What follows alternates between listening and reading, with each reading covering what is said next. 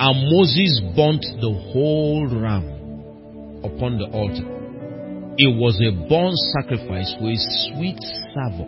I want you to notice that sin offering that was burnt, he didn't say it's a sweet savour. This one he said it's a sweet savour.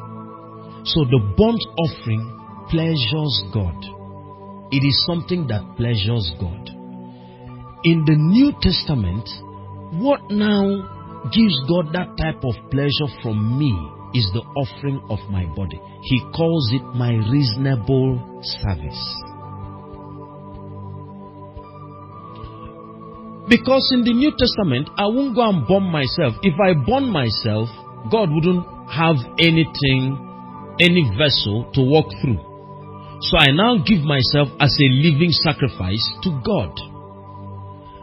So that is what I bring to the table. I offer my faculties. I offer my body. I offer my members to God. Are you following? So why should I offer my body to God?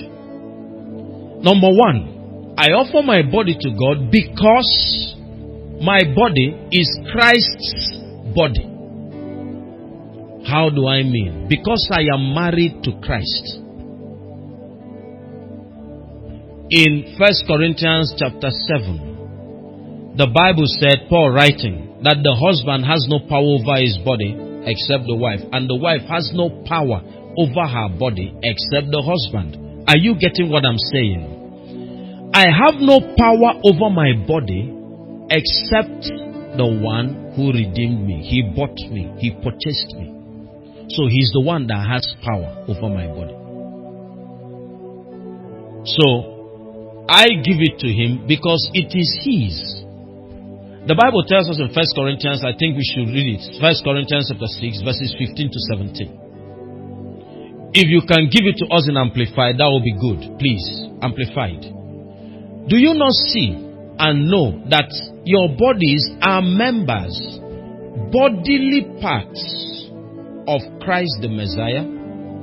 Am I therefore to take the parts of Christ and make them parts of a prostitute? Never, never. Look at the next verse.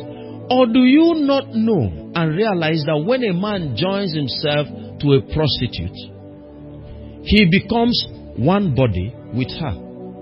The two, it is written, shall become one flesh. Flesh. Look at the next one. But the person who is united to the Lord becomes one. Becomes what? Becomes what? Now you know spirits don't have bodies,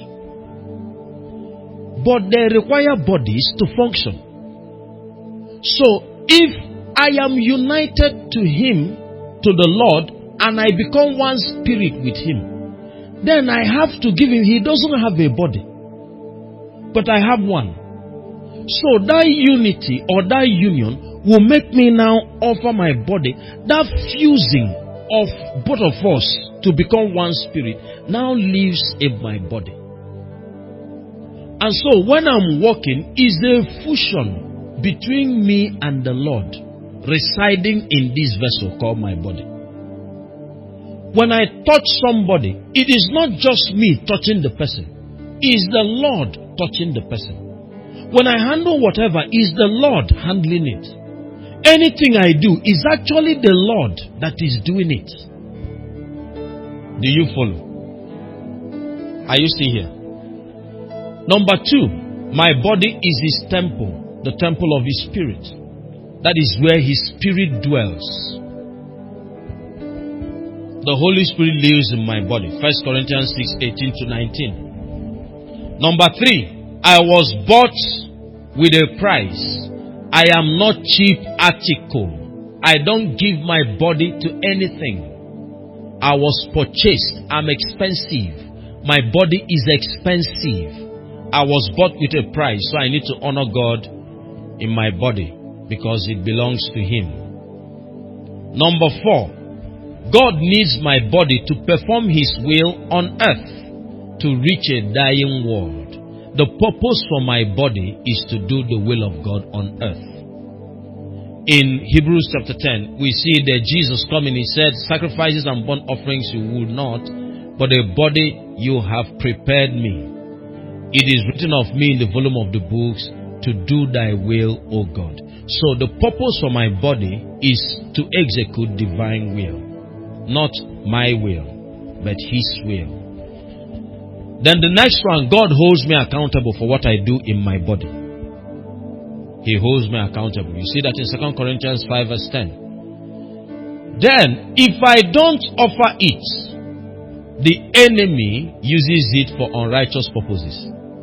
If I don't offer it to God, the enemy uses it for unrighteous purposes. This is important that we know. I think we should read that scripture. Romans chapter 6 verse 6. Romans 6:6. Look at it. Knowing this, that our old man is crucified with him, that the body of sin might be destroyed, that henceforth we should not serve sin. Verse 12. Verse 12. To verse 12, please, because of our time. Let not sin, therefore, reign in your mortal body. Everybody say, let not. Which means, do not allow. Now, who should not allow it? So, I don't allow sin to reign in my mortal body, that I should obey it in the laws thereof. What should I do instead? Look at verse 13. Neither yield ye your members as instruments of unrighteousness unto sin. Let me say this. Before anybody sins in his body, the person must have yielded to it. You give it. You give in to it. That is, you give in. You voluntarily give in. It's not something that they cover your eyes and suddenly they open your eyes, you discover you've committed it. No. Because to commit sin follows a process. The person is first tempted. You know, there are processes, many things keep going on. If you check in Hebrews chapter 3 and verse 10, look at it, Hebrews 3 verse 10. Let me just go there and come back. Wherefore I was grieved with that generation and said, they do always err where? So before sin manifests, sin must have been incubated. Yes. So after the incubation, I now yield to it. Okay, back to Romans. Okay. Neither yield ye your members as instruments of unrighteousness unto sin. But this is the first thing to do. I think my wife has dealt with this thing before. Yield yourselves unto God. That's the first thing. As those that are alive from the dead. After my yielding myself to God is not enough. A lot of people have yielded to God themselves, but their bodies are not yielded to Him. So, they are born again, but they act like unbelievers. He didn't just say, yield yourselves unto God. He said, and. Everybody say, and. And your members as instrument of righteousness unto who again? God. The same God I yield myself to. I consciously and intentionally take my members and give to Him too. The way I gave Him, did I give myself to God unconsciously? No, I did that consciously. That's the same way I take my body. I tell God, God, take my body, use me as you choose. I yield this body. And when I yield it, the thing is that I should start listening to what He says I should do in the body. If He tells me cover up, I cover up. I don't use my body. Okay, I think we'll talk about that tomorrow's morning, when we talk about the garments of the high priest, because those garments are consecrational, items and elements. Okay, why do I give my body? I want to give one more. It's an intelligent way to worship God. Giving my body is an intelligent way to worship God. Romans chapter 12 verse 1 is intelligent. So, when I give my body, can you give us amplified, please? It shows that I'm intelligent. That my service to God is an intelligent one. I appeal to you, therefore, brethren, and beg of you, in view of all the mercies of God, to make a decisive dedication of your bodies. Decisive. Everybody say decisive. The way I decide to give Him my life is the way I decide to give Him my body. So, if I do that, of your bodies, presenting all your members and faculties as a living sacrifice. So, my voice belongs to God. If I want to sing, I ain't gonna sing Nigeria Yaga Yaga. No. Whatever I sing should bring God pleasure. Whatever I say should bring God pleasure. If I want to say something or sing something, I think to myself, this thing that wants to escape through my lips, does it pleasure God? If I want to do anything in my body, maybe there's a music that is dancing. I remember the story of somebody that was teaching Bible study, and one secular music was playing across the road, and it was unconsciously, he was dancing to it, teaching Bible study.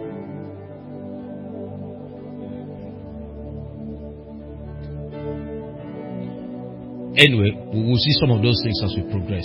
As a living sacrifice, holy, devoted, consecrated, and well-pleasing to God, which is your reasonable, rational, intelligent service and spiritual worship. So God sees me as a sharp, smart person if I give Him my body. He says this guy is sharp, he's smart, he's intelligent. Okay.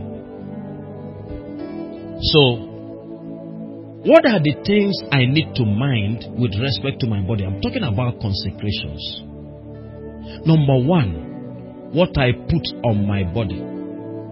Oh no, before I get there, what I put into my body. What I put inside it. So what I ingest. I must mind what I take in. There are some things that I take in that God wouldn't really want me to take in. Because they spoil things for Him. And He owns me. And He doesn't want me to put those things inside my system, so I don't spoil things for Him. Are you getting what I'm saying? Oh. Now, what are some of those things? You see some of these things that make life expectancy to get shorter. Junk food. You see, junk food. A priest must clear from nonsense habits of eating.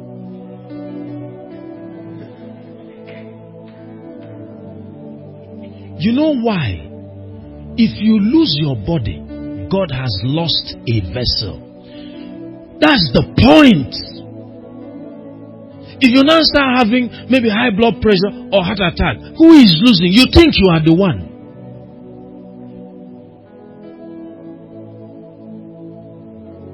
And that is why God said, give me your body. I can now give you guidelines on how to use it. Don't eat this, eat this. You see in the Old Testament, He gave them guidelines on what to eat and what not to eat. Some people now, because of faith, hey, faith overrules everything. No. There's a place for this other side because God provided it. Let me show you what I mean. You see something like alcohol. Some people will start, I think everybody needs to hear this now. You see alcohol to some of these intoxicating substances.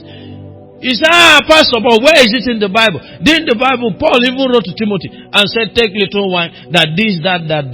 Anyway, I'm not disputing the fact that Paul wrote to Timothy.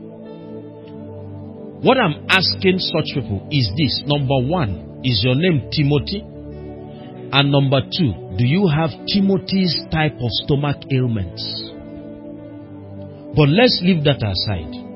Let's come to the priesthood, because an exception is not the rule. It was only an exception. If you look at what alcohol has done to human beings, let me give you some instances. You see, the first man that cursed his child was because of alcohol. Noah. Alcohol. The first man that committed incest, alcohol. That was Lot. Go and check again. This guy called Amnon that got killed.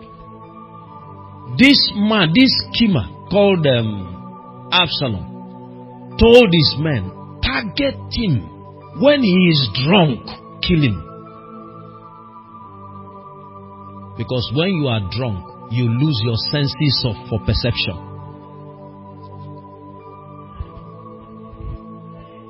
And not just that, there are so many other things that you now begin to see. Belshazzar, what destroyed him? Wine. Now, Lemuel, the mother now told him, see, Lemuel, you were a king. You were in that office. You don't want to be self-destruct. Clear from wine. Clear. These are things that destroy kings. Don't even seek imechalo, because alcohol is addictive.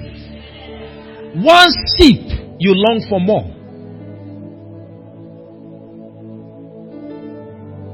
And then there's a command for priests. You see, there was this group of people called the Rechabites. One of their consecrations is that they don't drink wine. It was handed over to them by their father. So that even when Jeremiah brought wine, in Jeremiah chapter 35, he brought wine and everything, they refused. There were consecrations. Listen. You see, now, a man has to come to a point where he no longer asks what is right or wrong, but what pleases God. Among the right things, not every one of them is God pleased with. There are some that please God. There are others that don't, but God can permit, though they are right, but they don't please God. Are you following? Ezekiel 44:21. Ezekiel 44:21. Let me see if I can read that. Let's read it together. 1, 2, go.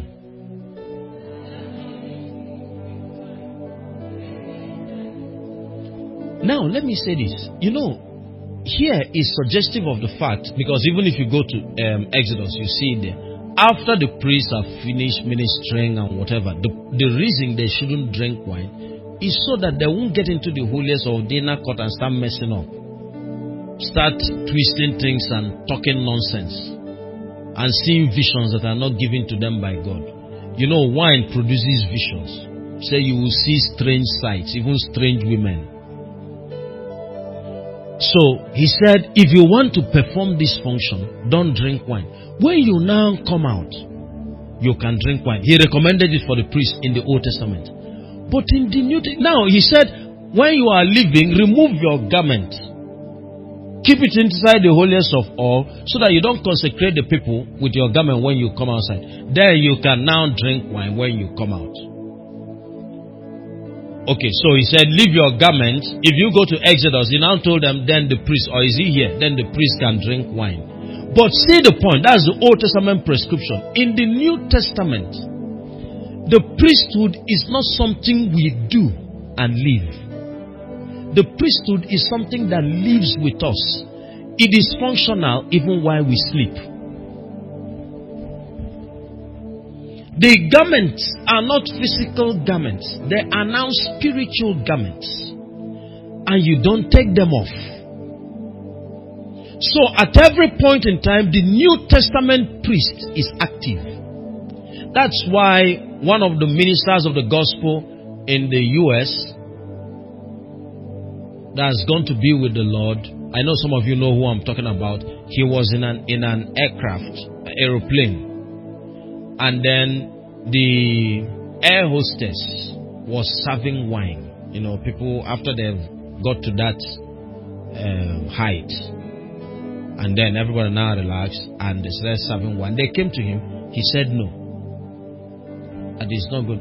She asked him, does it mean you don't like our wine? He said no. I don't take wine. She now went to tell her colleagues. They came and started asking the man what the problem was. He said that there's nothing, that he doesn't take wine, he won't take wine, They now went and told the manager, their supervisor, whatever. And he now came and started asking the preacher, is it that we didn't serve it well, or do you need something else to serve it with and whatever? He told them, I don't take wine. He now asked him why. Said, because I am a preacher.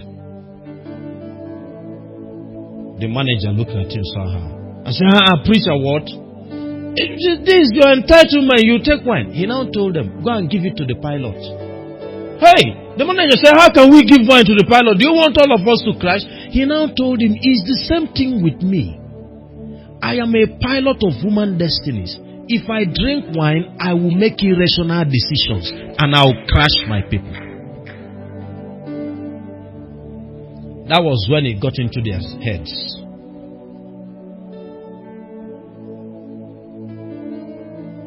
This is one of the reasons families split apart.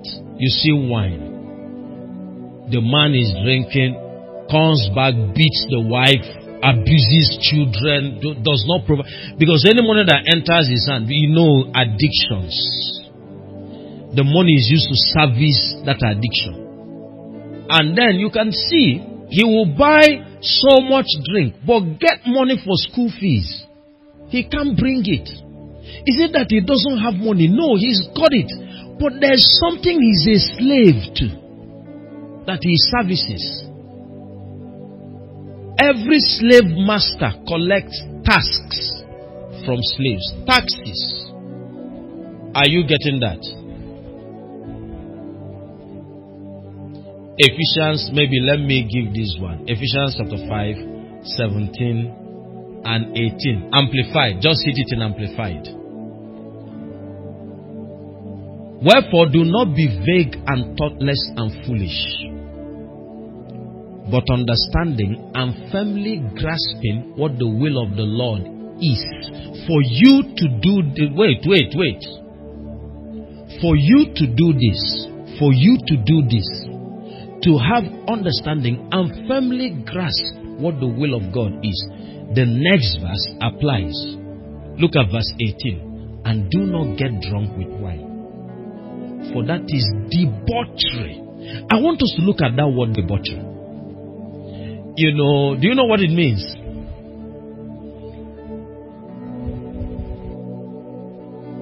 Let me give you definition of debauchery. Do you want to know?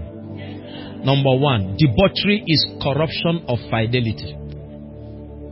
So wine can make a man start having extramarital affairs.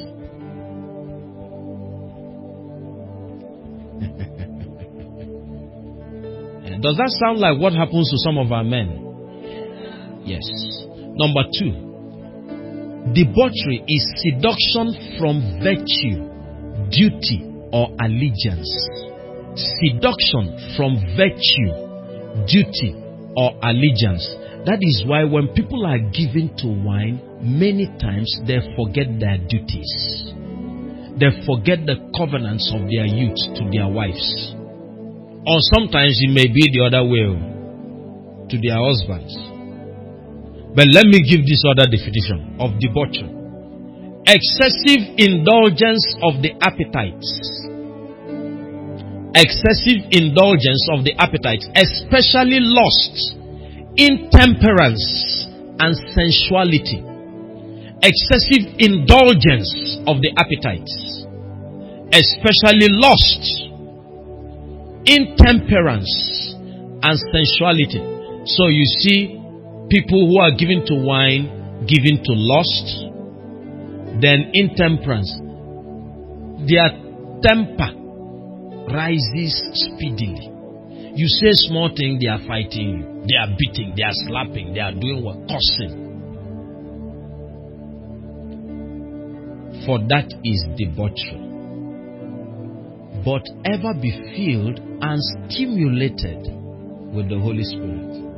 Ever. Everybody say ever. Yes. So at no point should the person be drunk with wine. Is debauchery. He said, for that is debauchery.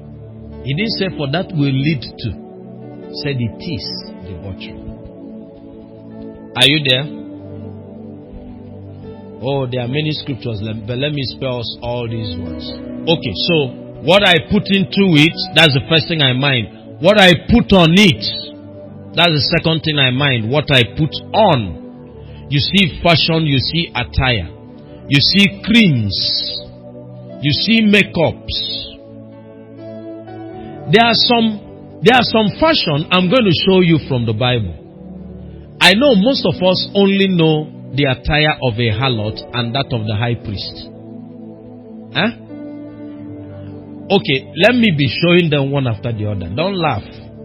Because these things are captured in the Bible. Are you ready?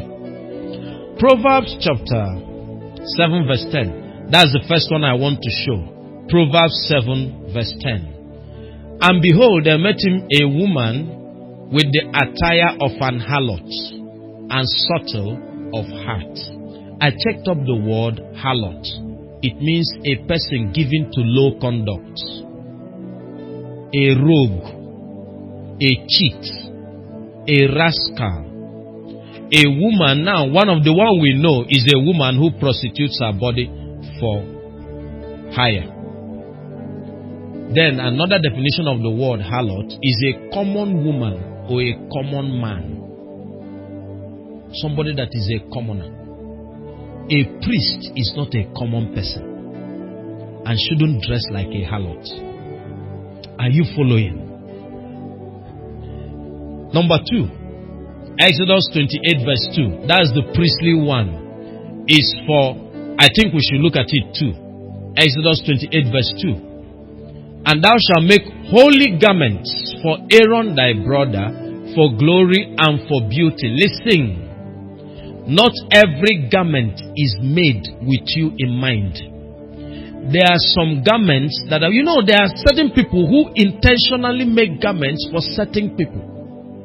And then somehow, somebody now dabbles into it and buys it and starts wearing. You remember I told you there was a time when I was in Uli.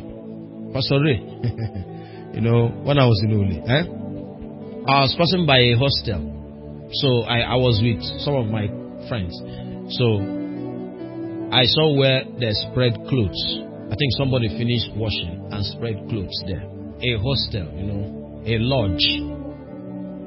So I now asked one of the people with me, I asked him, it seems somebody gave birth to a little child here. He started laughing at me. I was naive. I thought it was a baby, baby wears.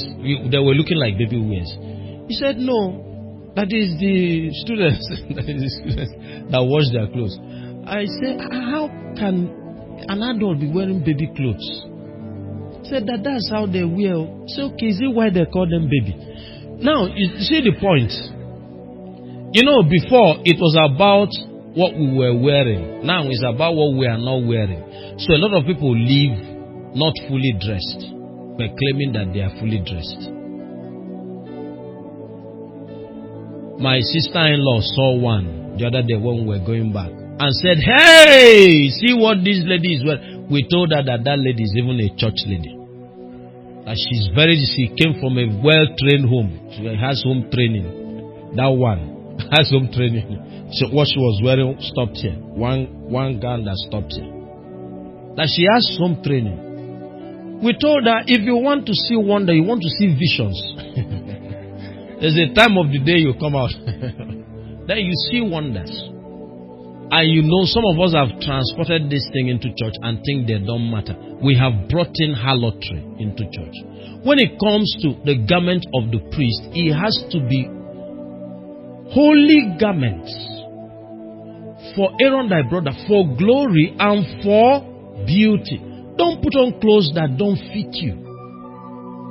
Put on clothes that fit you. Put on clothes that are decent, that radiates the glory, that if men see you without your speaking, they know that you are a believer. We were at Roban's store the other day. After getting whatever, we came to pay.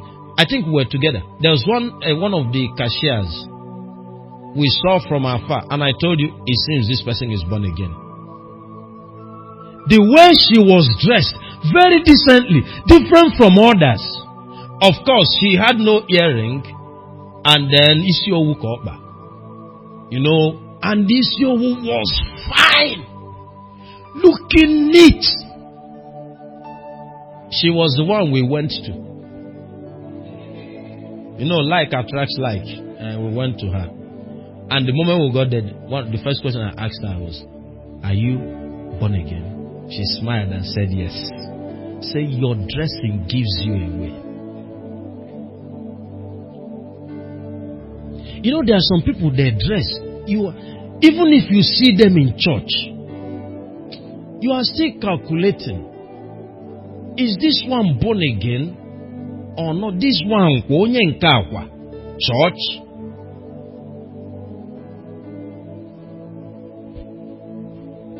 Are you getting the point? Zephaniah chapter 1 verse 8. There's one I want to show now. Zephaniah chapter 1 verse 8. Verse 8. Verse 8.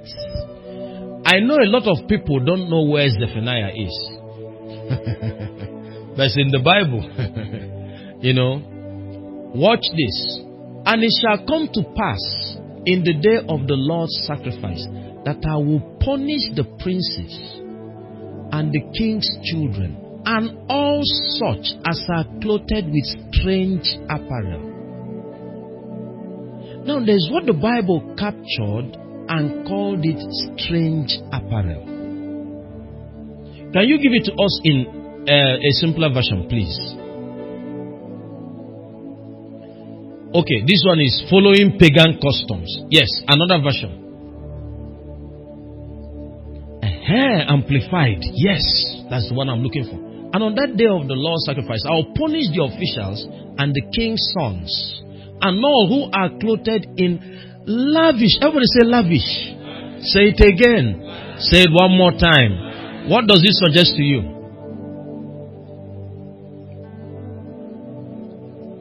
I don't know what it suggests to you. Something that is lavish, excessive, extravagant, without boundaries. He said, I will punish those people. And he calls it foreign apparel. He now said, instead of the Jewish dress. So there's Jewish dress, with its reminders to obey God's commandments. So you dress is reminding you of certain things that God said in His Word. Now let me show you where they took this thing from. Numbers chapter 15 verses 38 and 39. Numbers 15, 38 and 39. Speak to the Israelites and bid them make fringes or tassels on the corners in the borders of their garments throughout their generations, and put upon the fringe of the borders or upon the tassel of each corner a cord of blue. Look at the next one. And it shall be to you a fringe or tassel that you may look upon and remember. So they are dresses that make you forget the commandments of God.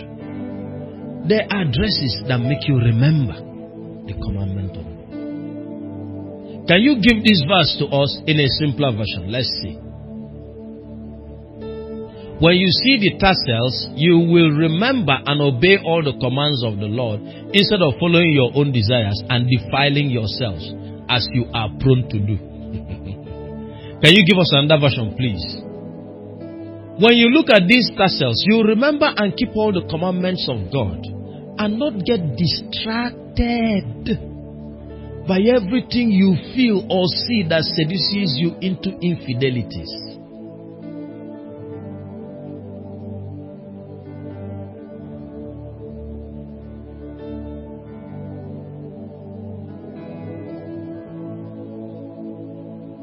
Are you getting the point? Now, in the New Testament, Paul wrote in Philippians chapter 4, he said, let your moderation be known to all men. I think that's what he said. Philippians 4 verse 5. Let your moderation be known unto how many men? Why? The Lord is at hand. That is why. You know, I looked up that word, moderate. Look at what I found. Moderate means being within reasonable or average limits. Being within reasonable or average limits. Not excessive or extreme. Keep within bounds. There are things that are within bounds for believers. For instance, instead of buying a wristwatch of 100,000 because I've got the money. Now, if I'm an ordinary person, there's nothing wrong with it. I go and use 100,000 and buy a wristwatch. There's nothing wrong with it. But the question, is that wristwatch you buy for 100,000. Will you show you the rapture day? When the rapture is approaching, you start hearing one signal. Pay, you look. It's not rapture about to take place. Will it show you? Will it show you the location of heaven? Will it show you that your life is about to end? Next year is your last year. Put your house in order. Will it show that? Now, if I'm an ordinary person, there's nothing wrong with it. But if I'm a kingdom addict, there's everything wrong with it. Why? Because the wristwatch ain't gonna help the spread of the gospel. That I'm wearing 100,000 naira wristwatch. How does it communicate the gospel? When other people see it and start clamoring for it, seduced by it, you see, I'm leading people astray because they start looking for money that they do not have. Sometimes they even borrow. To come and say, pastor is wearing this, I have to wear my own. So a lot of people begin to become self-centered human beings. Now, let me say this so. The church has a lot of projects. You can't afford to spend 100,000 on wristwatch. In this place, I see it. That's the end of the wristwatch. I take it, sell it. We put it into the foundation there. Then I give you 5,000 naira wristwatch. Go and be managing it. Are you getting what I'm talking about? Yes, that's what it means to be moderate. Within bounds. Don't be excessive. You pass. That's the end of worship for your brother or your sister. Everybody turns. Who is this? Of course, you agree. You know how Ijele used to. Iyakle. Your earring is like bicycle wheels. And then they are knocking. That people are worshiping. Once you pass, because of the alarm, your ornaments. They open their eyes to know who is passing. And then they see you. That it ends their connection with divinity. Are you following?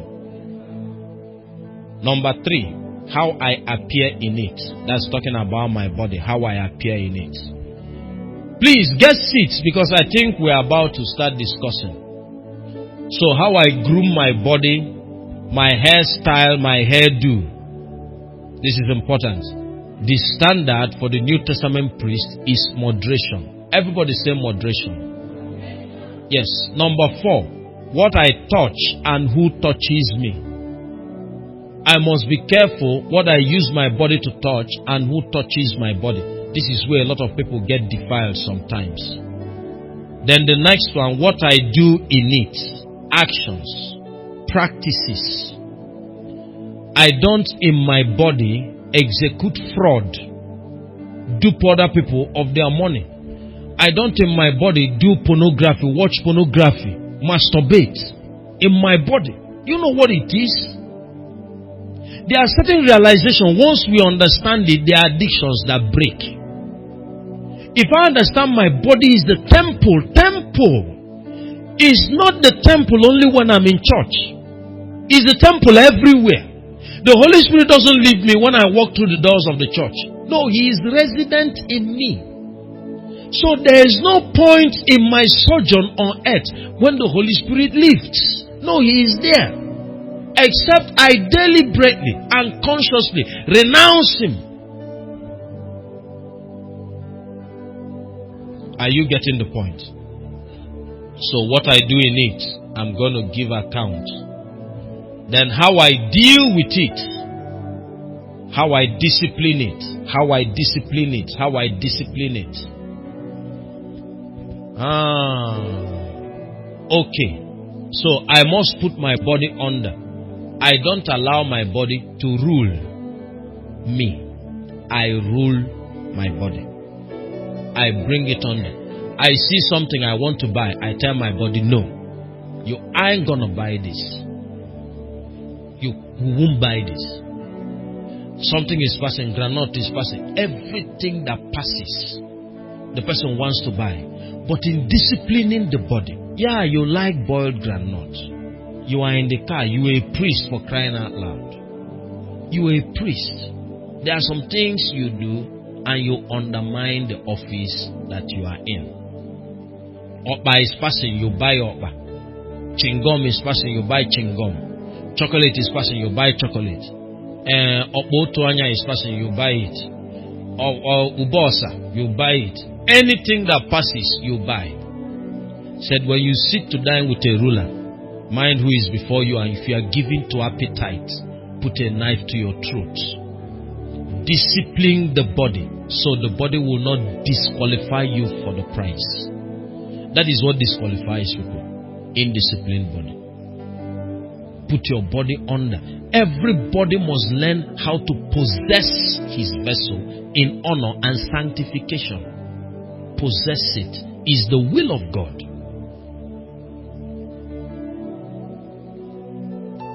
The third type of offering that, Aaron does is the consecration offering. I think that's the one we are going to discuss, because that ram that is now killed, we're going to discuss it. The blood, if you go to Leviticus chapter 8, the blood is put on, Moses calls Aaron and his sons. He takes the blood and puts on the right lobe, the lobe of the right ear, and then the thumb of the right hand, and then the big toe of the right leg. These are the 3 points of application of the blood of consecration. And that's all we want to discuss. Let's see its implication in the New Testament. Please.